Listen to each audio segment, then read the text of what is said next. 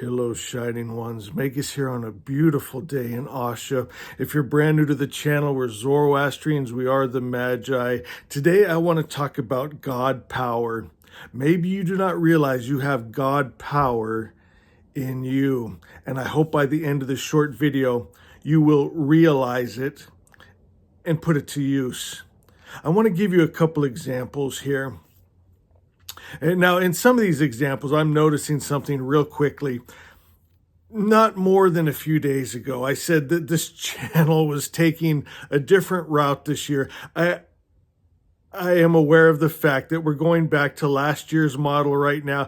I think we all knew this was possible, but I'll try to get back on track as soon as possible. But I feel a little bit of the blue dragon rising up today, and so we're going to go with it. Especially when you're talking about power, God, power. This morning, I had cereal. Now, before you click off the channel, stay with me. I'm going somewhere. And that cereal, as we speak, is becoming a man. Imagine if I could take a handful of that cereal and make a man in my hands. What would people call me? A god. But that is exactly what is happening inside of me. That cereal is becoming the Magus. Words have the same effect. I think about that we've seen through history. I'm going to use the example of the Bible. There are mothers that not in a million years would they have taken a rock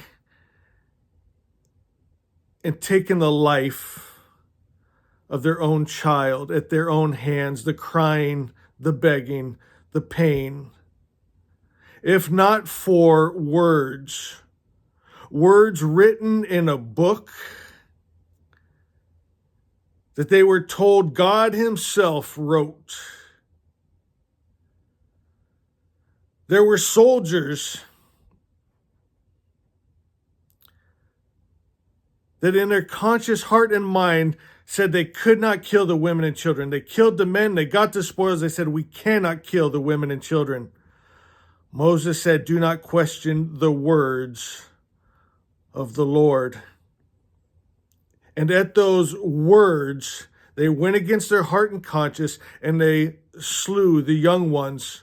But according to Moses, the word of the Lord said they could keep the women children as sex slaves. And because of those words, they kept women children as sex slaves.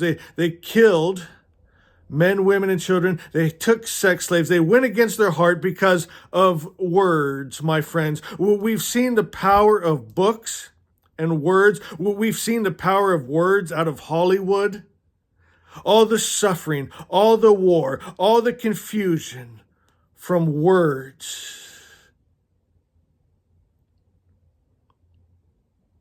I bring this up to show you the importance of the book we are writing right now.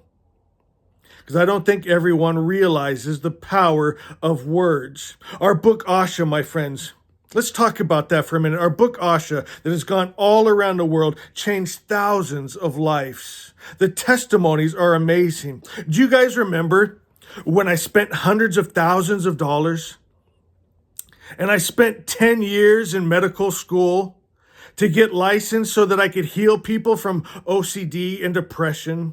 No, you don't, because it never happened, my friends. But we have healed people that the doctors, people with a degree on the wall, the people that gone to school for chemistry to understand the chemicals of the brain to make up medications, and they all came together and couldn't heal the people that we have with just words.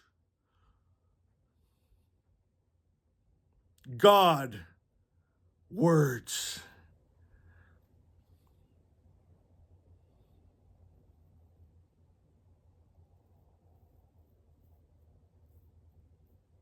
There are a lot of words out there that call themselves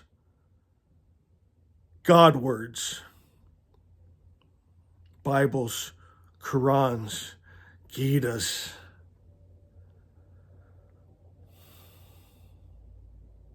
But we know they're not God words because those gods are no good, so they cannot be called gods.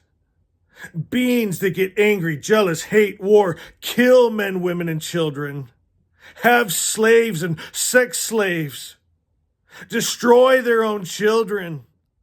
They are not gods. We are gods, for we are good, and we have true power, power to heal. It's so easy to destroy, so easy to implant fear and hate and division. But it takes a God to unite and to heal. And Magi, we do that with our word.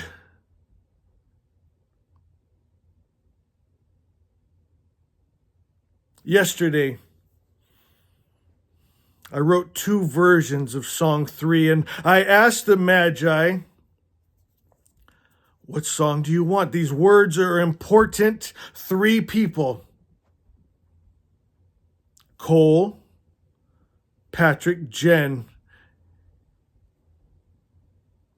answered me because they know the importance of words. They've seen what Asha has done. They know what this book will do. They know the importance. My God, every time I see Song 3, I will think of Cole, Patrick, and Jen as they put their hearts and beliefs into this book. And when it goes all around the world, changes hearts and minds, and people awaken to truth, to Asha that runs out the lie and illusion and the false gods. They are a part of it. You know, the average view for that video was 37 seconds.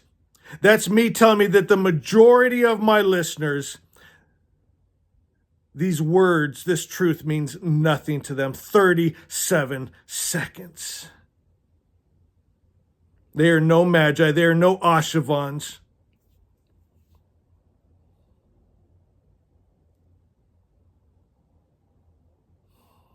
But you know what? When I wrote Asha, I wouldn't have had one person watching for any amount of time. I wouldn't have had any interaction. So my God, if we've done what we've done in the world with Asha, imagine what we're going to do with Sohana and Cole and Patrick and Jen. I don't need anyone else. I've learned one thing from Zarathustra. I'm capable of doing it by myself, but imagine with 3 others what we're going to do.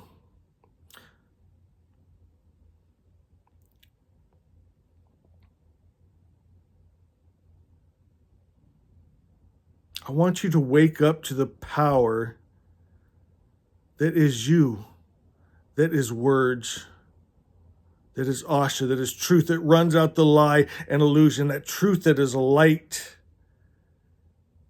My God, this light, it shines in the dark areas, exposing the lie, showing its true ugliness.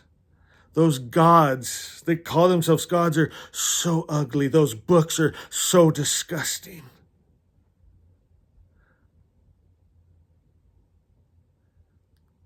They will flee before our truth, before our light, for Asha is.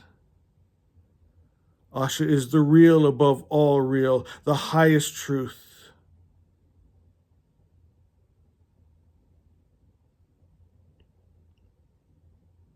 For those of you that are still on this video this long, I don't have a clue why most people are subscribed to this channel that aren't a part of it. But if you're still here, I want you to go back to yesterday's videos. There's 2 videos on Song 3. And one is a rhymey, very poetic description of truth. And one is free verse. join in on the discussion and the vote of which one makes it into the book. Asha Vons, we've got this. It's not so much that we are superhuman, but that humans are super. And I see it in you, and I love you.